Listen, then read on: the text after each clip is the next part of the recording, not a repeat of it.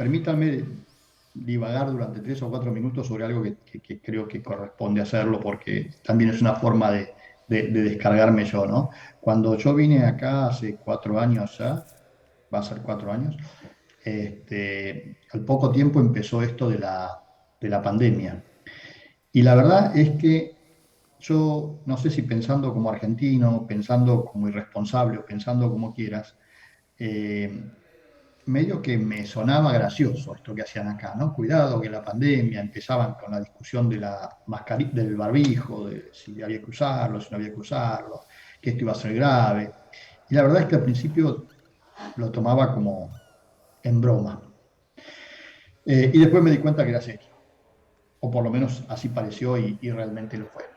Y duró 2 años. Y ahora cuando volvía, y lo hablábamos, Andrea, cuando estábamos allá en Rosario, uno volvía con la esperanza de, bueno, de se acabó la pandemia o se está acabando, y de hecho se está acabando porque ya no se habla de la pandemia. Ya no es obligación usar el barbijo, no es obligación mantener la distancia, ya podés ir a todos lados. Y vos decís, bueno, empezamos a vivir y duró una semana. Y empezó con lo de Putin invadiendo Ucrania. Y yo pensé que en esta altura del siglo XXI, si bien hay otras guerras, Oriente Medio e inclusive algunos países de América Latina, eso de la guerra acá no iba a pasar nunca más, porque me dio la sensación que habían aprendido y que todos éramos conscientes de que en pleno siglo XXI no podía haber una guerra de estas características. Y a medida que pasa el tiempo, uno se va dando cuenta que otra vez se equivocó, que hay guerra, que se la están tomando muy en serio, que hay muchísima gente, te diría el 90% de la población, por no decirte el 100, muy preocupada, que no se habla de otro tema y que todo el mundo te dice que esto va a ir para más, no para menos, y que no está muy clara la posición de la Unión Europea todavía y que hay exigencias de que la posición de la Unión Europea debe ser más fuerte contra el avance de Putin, que hay que impedir el manejo de los espacios aéreos y demás. Y eso en realidad es una declaración de guerra, porque la realidad es que las medidas económicas no lo afectan a Putin, vamos a ser claros. Yo creo que cuando Putin decidió invadir Ucrania tenía perfectamente evaluado el impacto que iba a tener sobre su economía las medidas económicas. Y yo he escuchado en estas horas, reunión que hay, y de hecho ahora tengo una por esos temas, reunión que hay me prendo para que me inviten, para escuchar a la gente que sabe más, ¿no?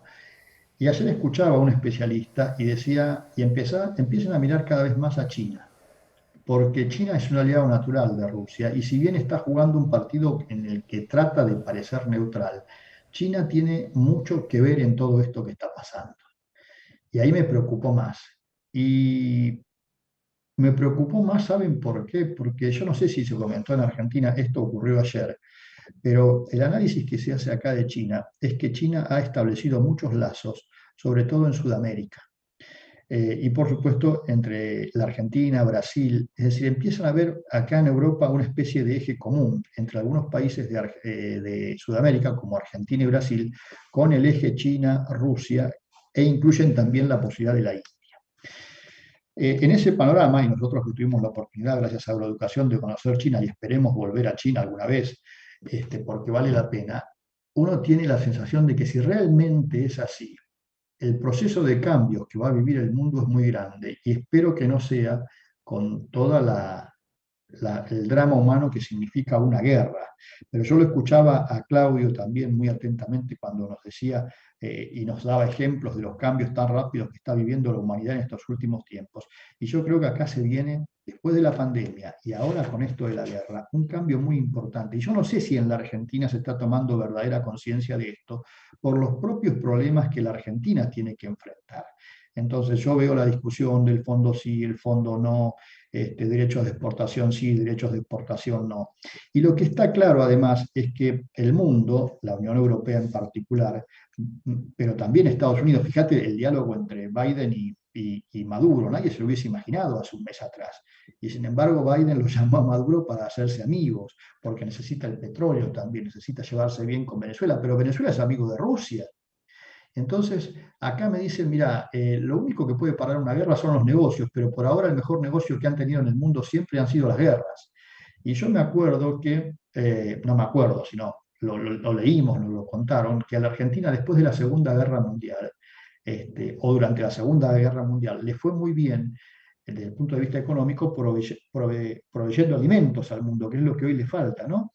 Y la vieja historia de los pasillos del Banco Central con Perón que se tropezaba con las barras de oro. Hoy la Argentina está destruida después de todo eso y está volviendo a perder una oportunidad, como perdió la de la pandemia, esta, que lamentablemente, como dijo Claudio, nadie tiene que alegrarse con una guerra, pero si la Argentina estuviera en condiciones hoy estaría proveyendo de maíz, de trigo, de aceite de girasol al mundo, y no lo está haciendo, y no lo está haciendo porque tenemos un gobierno que tiene una visión muy particular, que dice que cuida la mesa de los argentinos, pero la cuida mal porque cada vez hay más pobres en la Argentina. Y entonces vos decís, la realidad argentina en un contexto de guerra como este que estamos viviendo, evidentemente va a ser muy complicada, muy compleja. Yo creo que tanto como lo decía Mariano, como lo decía Claudio, tenemos que prepararnos para tiempos muy duros. Y en particular el campo se tiene que preparar para tiempos muy duros. Porque además todo el tiempo está dando mensajes muy contradictorios a la sociedad.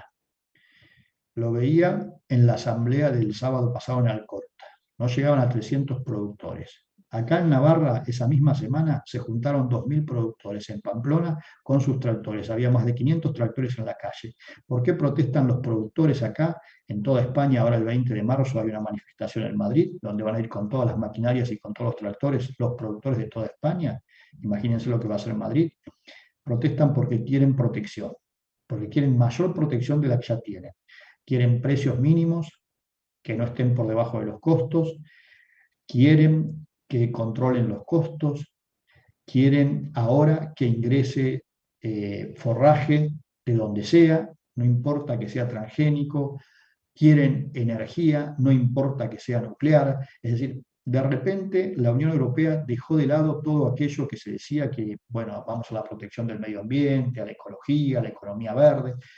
Esa Unión Europea cuya nueva ley entra en vigencia de la política agrícola común, tendría que entrar en vigencia ahora en enero del 2023, todos dicen, esa ley ya no sirve para nada porque el mundo ha cambiado.